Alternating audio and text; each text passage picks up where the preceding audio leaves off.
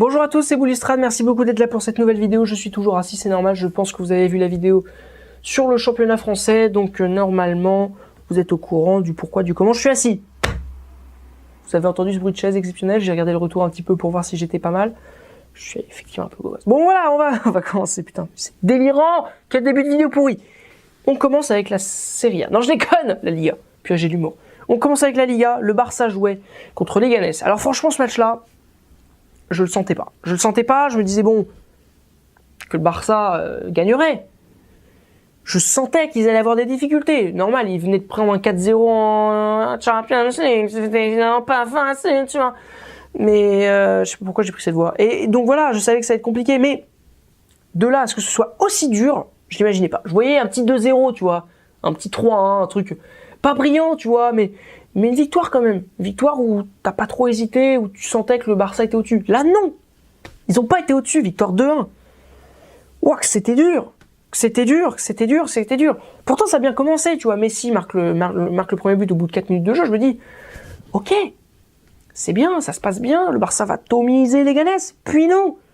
Puis ils ont pas marqué. Puis Ter Stegen a sauvé la maison 2-3 fois. Puis ça a été compliqué. Puis nanani, puis nanana. Puis la défense centrale très fébrile avec Umtiti Mathieu, que j'aime bien les deux. Mais que c'est faiblard. Umtiti, déjà, il a montré avec des champions que il a quand même pas encore le niveau que j'attendais et que je pensais en fait. Parce que je pensais que c'était un bon défenseur, hein, Umtiti. Moi je l'ai vu à l'Euro, et connement comme à peu près tout le monde, je me suis dit putain, il est chaud Umtiti. Et puis j'ai vu les statistiques d'Umtiti pendant la saison, je me dis il est chaud Umtiti, mais en fait il y a plein de défauts. Ce mec-là, il te fait une boule par match quasiment. Là, à un moment, il fait une passe en retrait sur le gardien complètement loupé, qui te fait une énorme occasion pour l'adversaire. Enfin bref, il loupe des trucs quoi. Donc voilà, 1-0 pour le Barça. Puis égalisation à la 70e minute. Comment il s'appelle, Lopez. Donc forcément on se dit oh là là, c'est compliqué. Et puis là Neymar sort un exploit perso. Je me gratte l'oreille. C'est extrêmement violent. C'est très dégueulasse ce que je viens de voir. Et donc voilà. Et puis penalty transformé par Messi 2-1. Score final. Alors sur le plan comptable c'est une très bonne opération parce que tu perds pas de vue le Barça, tu perds pas de vue le Real. Tu passes de nouveau devant Séville. Et puis tu contiens l'Atlético qui est toujours là quand même, qui t'embête toujours, qui est un peu loin, mais qui est toujours là. Tu sens son odeur, tu sens l'odeur des cochoneros pas loin. Donc sur le plan comptable c'est très bien, mais que ce fut compliqué. Vraiment, c'était limite invivable quoi ce match-là. Franchement, être supporter du Barça en ce moment, c'est pas simple. Parce qu'entre ça et la Ligue des Champions, c'est pas simple.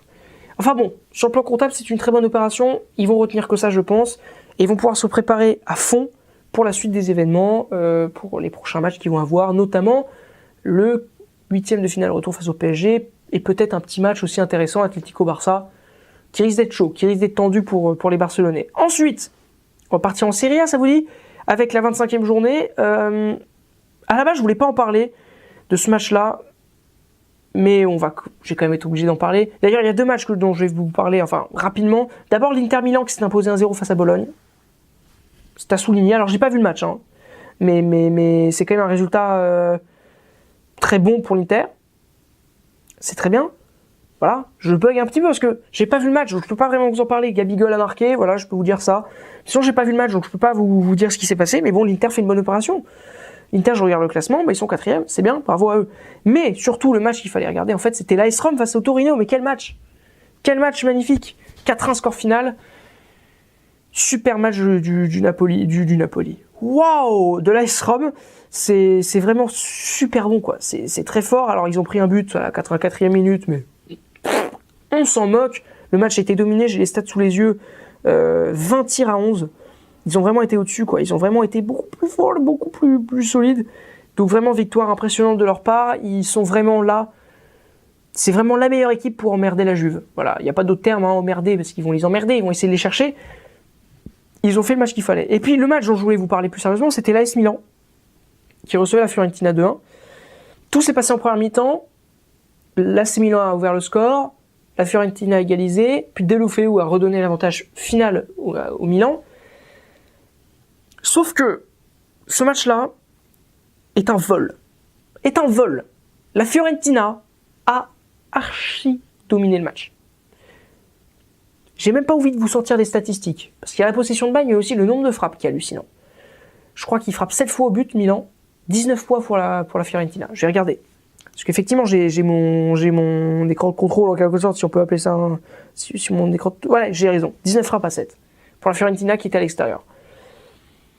Donc ça montre quand même que l'AS Milan est toujours en énorme difficulté ces derniers temps. C'était l'équipe, vous savez, qui rayonnait en début de saison.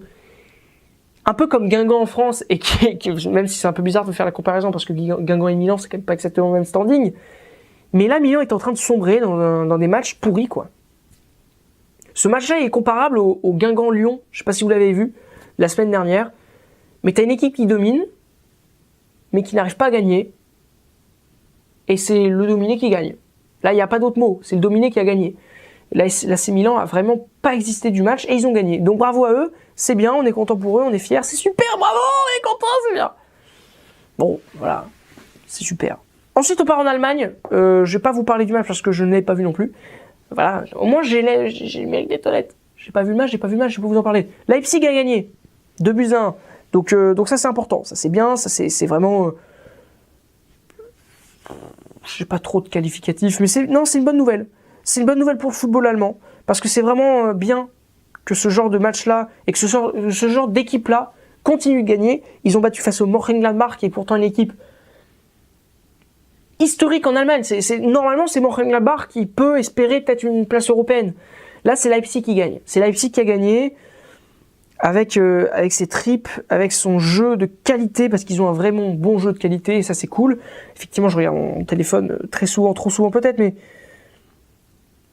c'est vraiment une équipe qui est plaisante à voir jouer et qui fait du bien, qui nous soulage avec le football, en fait. C'est un peu le Leicester de l'année dernière.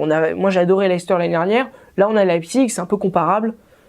C'est kiffant d'avoir ça, quoi. C'est kiffant. Et puis alors, un petit dernier message aussi sur la Coupe d'Angleterre, la FA Cup. Alors, je voulais pas en parler. Je vous avais dit hier que j'en parlerais peut-être s'il y avait quelque chose à dire. Il y a quelque chose à dire, parce que bon, Tottenham a gagné, mais ça, on s'en fout.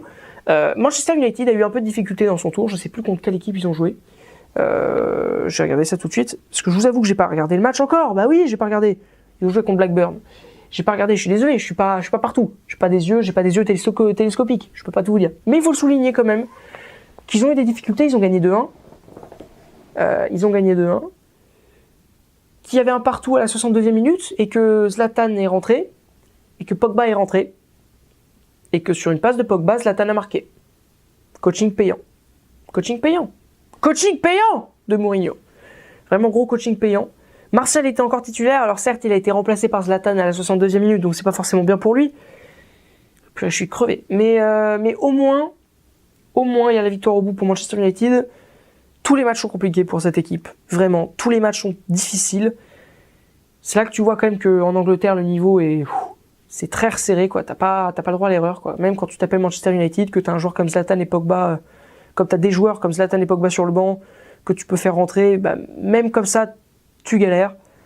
Donc c'était compliqué, c'était dur, mais voilà, ils l'ont fait, ils ont gagné, c'est bien, bravo à vous. On vous félicite, vous avez gagné 2-1 et vous êtes qualifié pour le 6e tour de la FA Cup, c'est très bien. Je me relève d'un coup pour vous dire que c'est la fin de la vidéo. Oui, c'est la fin de la vidéo, merci beaucoup d'avoir regardé ça. J'espère que vous avez apprécié. Il n'y aura plus beaucoup de football européen cette semaine, pas beaucoup en tout cas, il n'y en aura pas beaucoup, récemment il n'y en aura pas beaucoup. Par contre, il y aura de la Champions League. Je l'attends avec impatience. Avec beaucoup de clubs. Des clubs anglais. Manchester United. Non, je déconne, évidemment, ils sont pas en Champions League, vous êtes cons. Manchester City face à Monaco. C'est ça le match que j'attends avec impatience. Leicester aussi, je les attends pas mal. Malheureusement, j'ai peur. Mais j'attends Leicester. J'espère que vous avez apprécié cette vidéo. J'arrive même plus à articuler, alors que ça fait que 9 minutes que je parle. J'arrive plus à articuler, c'est génial. J'espère que vous avez aimé cette vidéo. J'espère que vous avez kiffé ce petit tour d'horizon des matchs d'Europe. Et je vous dis à la prochaine sur Bullistrade. Et portez-vous bien. Oui, je suis gentil avec vous pour cette fin de vidéo. Je pense à vous. Portez-vous bien. Hein. Et alors par contre, si vous êtes trop lourd, ça va être compliqué de vous porter. Humour tellement drôle que je me gratte encore une fois l'oreille. À bientôt.